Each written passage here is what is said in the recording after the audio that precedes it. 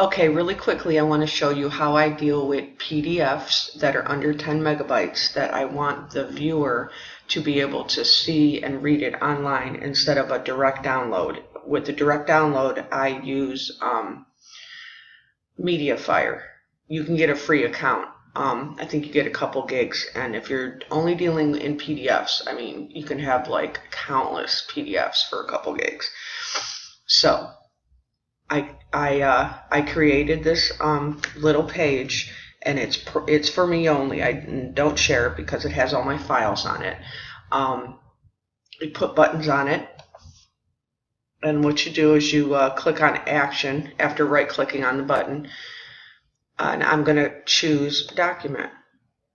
And then this little box opens, and you click on File Search. I've already put one in here, but if you need to upload one, you just click this button right here, and the file search window will open and you can find one on your computer. So I just click on this, confirm, and then after that's done, click on preview. And then we're going to click there to open it, and here it is, and here's the link that you can, I don't know, share directly, put it in your email, or you could shorten it with a URL shortener, and that's pretty much what I do.